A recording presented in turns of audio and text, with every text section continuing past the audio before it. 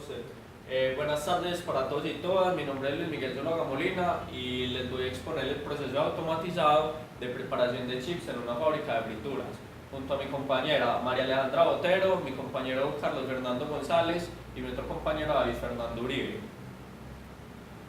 Bueno, el proceso comienza con una limpieza para quitar una suciedad general y tierra de las papas.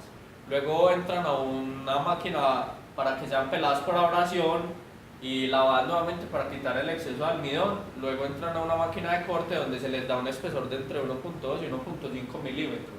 Pasan nuevamente por otro lavado a un posterior freído en un tanque con aceite que está a unos 180 grados centígrados, luego sazonados por un salado por cortina y por último el empaquetado. El problema decidimos automatizarlo por la demanda y la oferta que se está viendo en el país, ya que hay cerca de 30 grandes empresas procesadoras de chips en Colombia.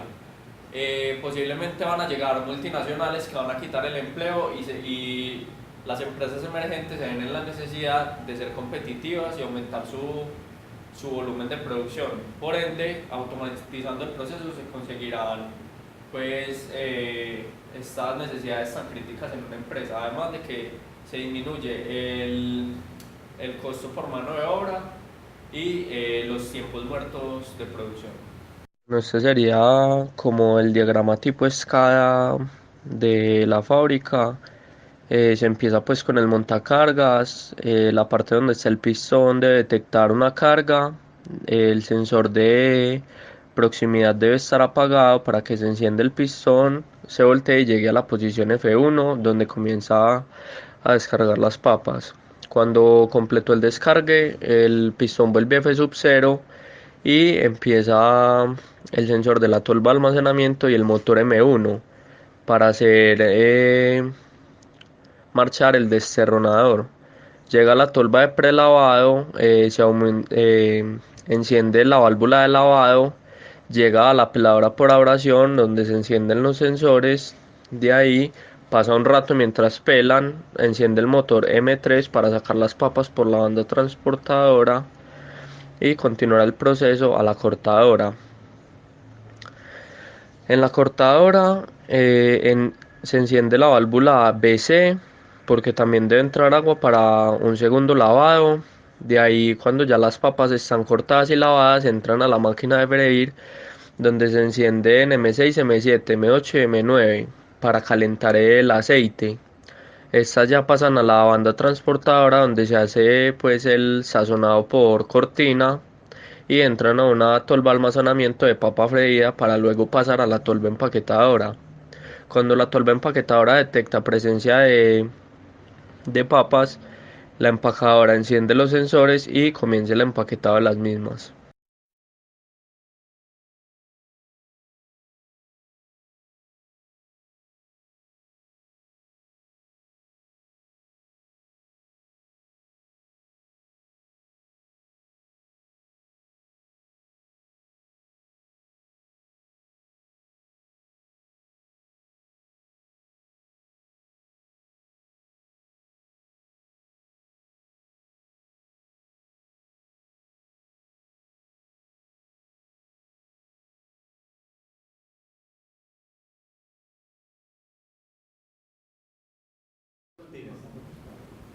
Les presentaré el control continuo del control de temperatura de la freidora. Este es el diagrama de nuestro sistema, en donde mostramos tanto las entradas como las salidas. Nuestra principal entrada es el calor producido por la resistencia, que sería voltaje al cuadrado sobre la resistencia. Y otras entradas importantes serían este Q de entrada y ese Q de salida, que en realidad son de flujos, pero como nuestro sistema es estacionario, no estarán considerados en el balance de energía. Nuestras salidas, la más importante sería este Q2, que serían las pérdidas del sistema. Entonces, como dijimos antes, Qt es la potencia de entrada, o sea, la potencia generada por la resistencia, calor específico del aceite, la masa del aceite, la temperatura final de aceite.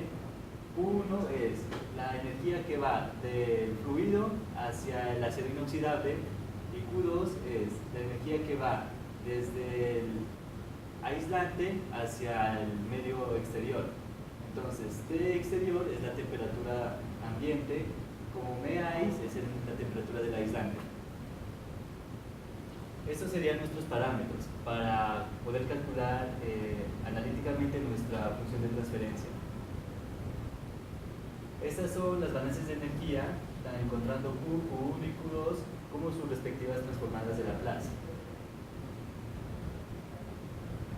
Representando las anteriores transformadas de Laplace en un diagrama de bloques, obtenemos esta función de transferencia. Pero Q es una variable que se debe controlar, por lo tanto la representamos en función del voltaje, obteniendo así esta función de transferencia. Enlazo abierto.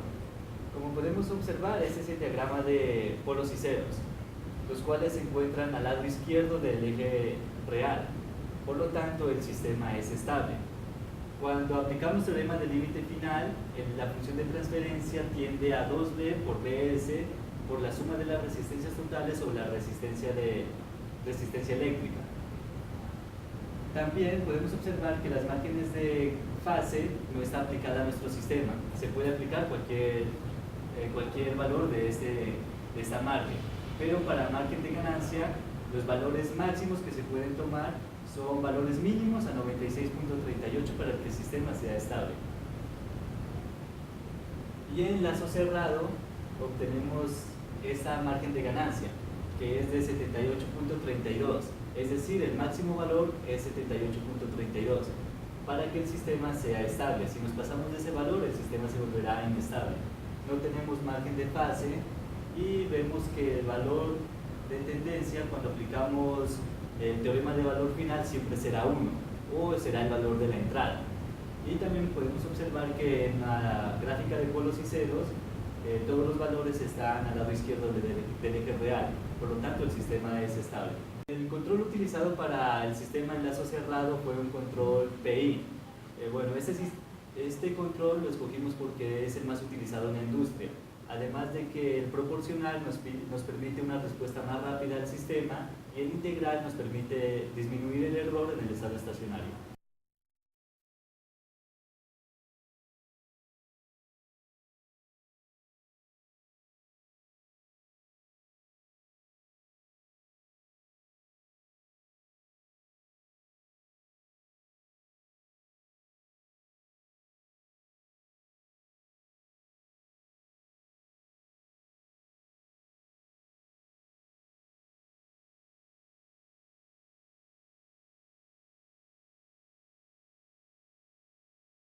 De una banda transportadora.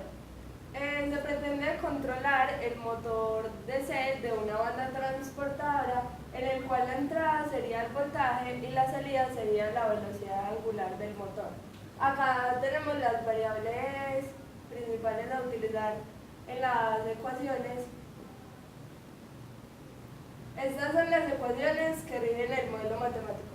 Entonces tenemos la ecuación del torque, la ecuación de la fuerza contra electromotriz introducida, la ecuación de movimiento y la ecuación del circuito eléctrico equivalente. Dichas ecuaciones fueron realizadas siguiendo la guía de la materia. Dentro de los parámetros que se eligieron para el motor están los que se ven ahí.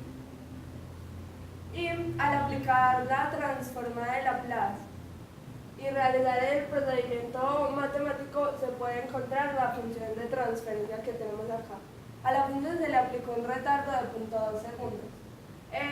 Del diagrama de polos y ceros y de las gráficas de magnitud y fase, podemos determinar que el sistema es estable, dado que todos los polos están en el semiplano izquierdo. Al aplicar el teorema del valor final, encontramos que tiende a A por 0.3226. Y en lazo cerrado se aplicó un controlador PID con los valores que se ven ahí. También vemos que el sistema es estable, tenemos las gráficas de magnitud, de fase y el mapa de polos y ceros. La función de transferencia de enlace cerrado es la de acá, y el enlace cerrado tiende a que es la magnitud del escalón aplicado.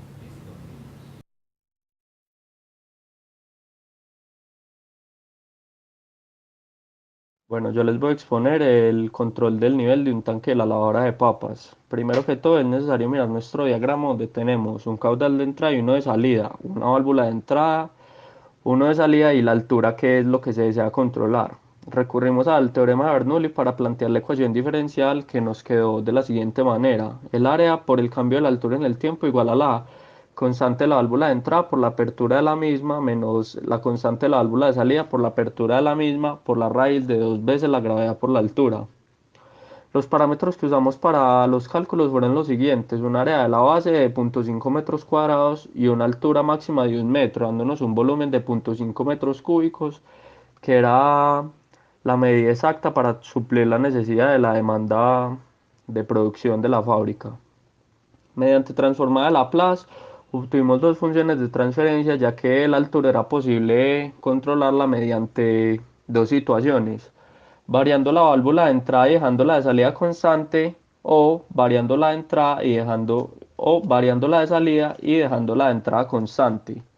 Como la ecuación se obtuvo analíticamente, se supuso un retraso de 0.5 segundos.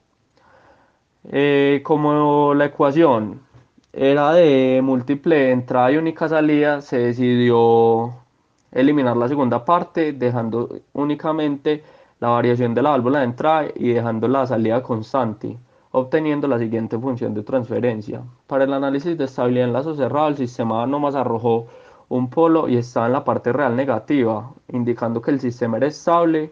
Había margen de ganancia y de fase. El de ganancia era de 30,009 y el de fase era de 109,4. Es decir, que estos valores solamente se pueden variar con números positivos menores a los mencionados para que el sistema siga siendo estable. Y con el teorema del valor final nos dimos cuenta de que la altura tendía al caudal de entrada por una constante. El análisis de estabilidad en lazo cerrado nos arrojó que el sistema tenía dos polos y un cero, ambos polos en la parte real negativa, indicando que también era estable en lazo cerrado. Y esta vez no había ganancia de fase, margen de fase, pero sí de ganancia, y el de ganancia era de 29,09. La función de transferencia pues nos quedó de la siguiente manera, y esta es como la respuesta del sistema en el tiempo. Se escogió un control PI ya que era el único que no presentaba sobrepico y aparte llegaba al valor objetivo, ya que con un control PID había sobrepico y con un control PD ni siquiera se llegaba al valor objetivo. Se desea controlar es un pistón por medio de las deformaciones de un resorte, ¿cierto? El pistón va a controlar una compuerta que se abre y se cierra. Entonces, las ecuaciones diferenciales que nos arrojó el sistema fueron estas. Después de aplicar el teorema de la transformada de Laplace, se puede obtener esta función de transferencia. Y después, estas son los parámetros que tomamos para darle los valores a la M, a la masa, que serían los 5 kilogramos, y la constante de resorte, que serían 4,42. La estabilidad del sistema. En lazo abierto se tomó un retardo de 0,15 segundos, que arrojó unos márgenes de fase y un diagrama de polos y ceros, que dio que era críticamente estable porque los polos se encontraban sobre el eje cero. Bueno, el teorema del valor final nos arrojó que la función tiende a la fuerza por una constante, y el sistema en lazo abierto tiene un margen de ganancia de -46 y un margen de fase de -5,9. El sistema se puede considerar como estable. La función de transferencia del controlador que nos generó el sistema fue esta, ¿sí? Y en el diagrama de polos y ceros se obtuvo que habían 3 polos y 2 ceros, y el margen de ganancia para el enlace cerrado fue de 18 y el margen de 134, y el margen de ganancia fue de 18.